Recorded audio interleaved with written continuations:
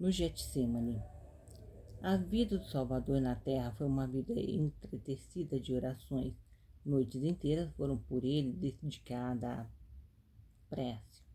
Era deste modo que obtinha a sabedoria e a força necessária para guiar-se e sustentar-se na sua obra e preservar-se das ciladas do diabo.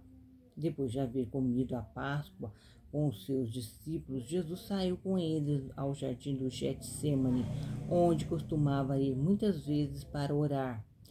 De caminho, o mestre ia praticando com os seus discípulos e reiterando-lhes os seus ensinos.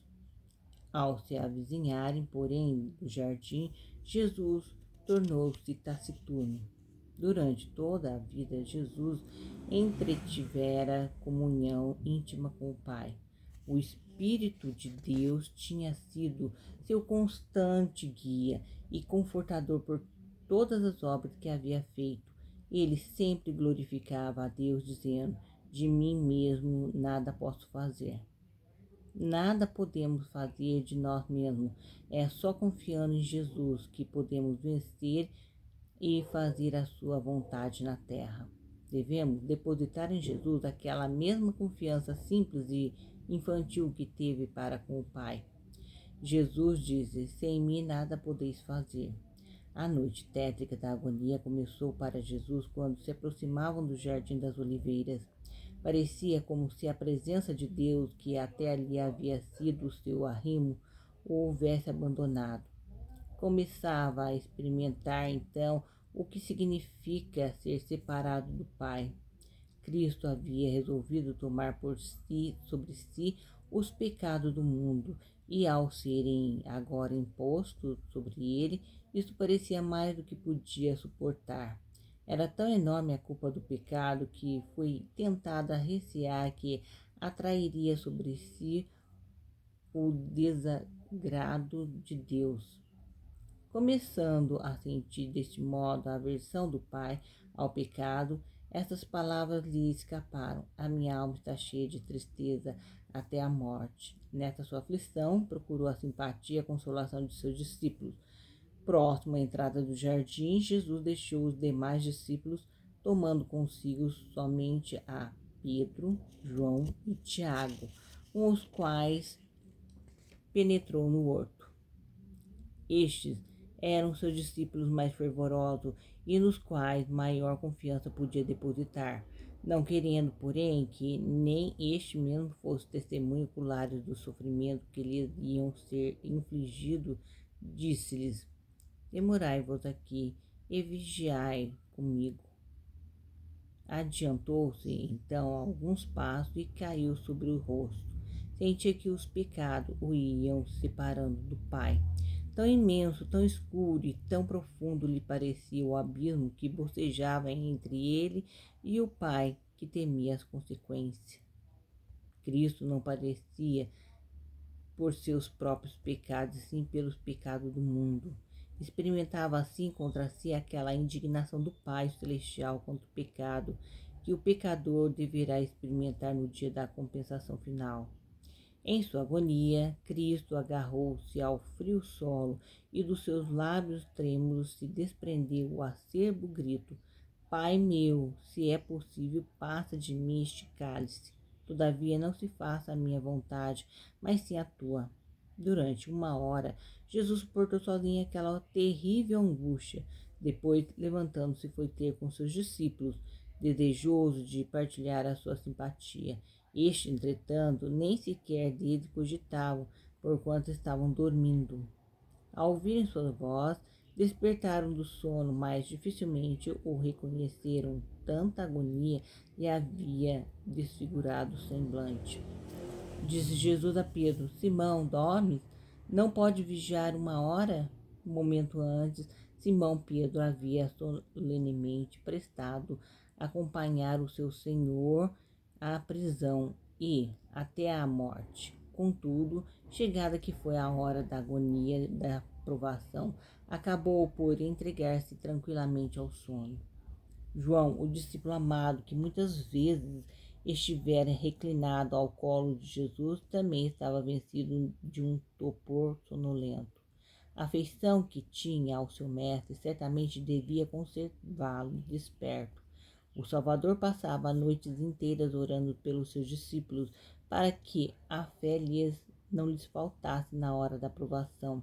Entretanto, agora não eram capazes de vigiar sequer uma hora com ele. Se Jesus houvesse nesse momento reiterado a pergunta feita a João e a Tiago, podeis vós beber o cálice que eu estou para beber, ou ser batizado no batismo que eu estou para ser batizado? Não teriam podido responder, podemos. O coração de Jesus transbordava de compaixão e simpatia pela fraqueza de seus discípulos. Temia que não pudesse suportar a prova que seu sofrimento e morte haviam de infligir-lhes, pelo que não ousava censurar-lhe a fraqueza.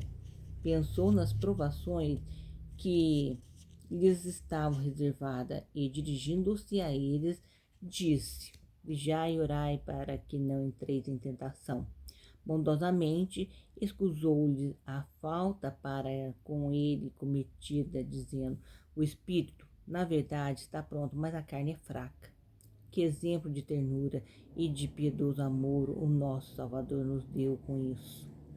De novo, o Filho de Deus é dominado de indizível agonia, extenuado e titubeante, volta ao sítio de suas lutas e põe-se a orar como antes.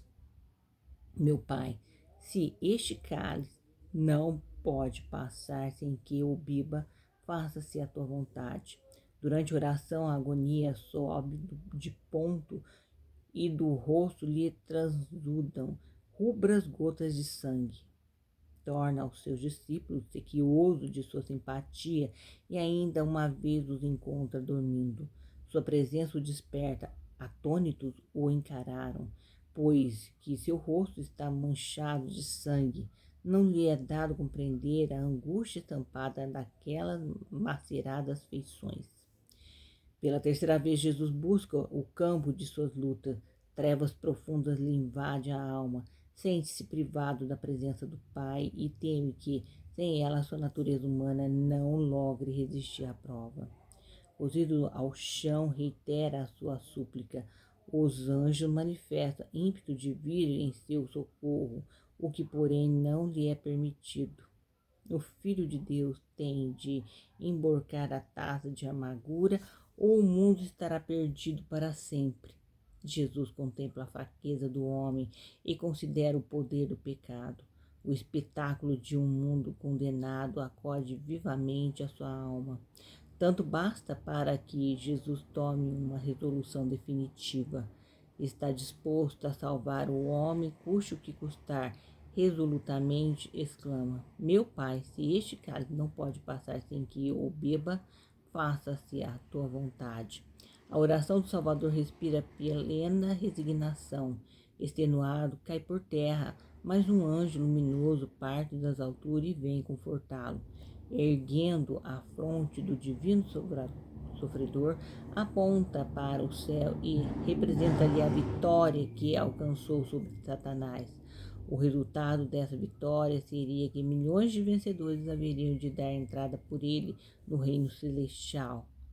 O rosto ensanguentado do divino Salvador reflete agora a doce paz do céu. Novamente procura os seus discípulos e os encontra ainda dormindo. Se houvesse conservado esperto, velando com o Salvador em oração, teriam recebido o auxílio necessário para estar em pé na prova que os guardava. Mas, como tivesse negligenciado a sua oportunidade, esse auxílio viria a faltar-lhe na hora fatal. Encarando tristemente, Jesus disse: Dormi agora e repousai, eis que é chegada a hora, e o Filho do Homem será entregue nas mãos dos pecadores. Estando ainda falando, ouviu o tropel da turba que o buscava, e voltando para os discípulos, disse: Levantai-vos, vamos, eis aí se vem chegando o que me há de entregar.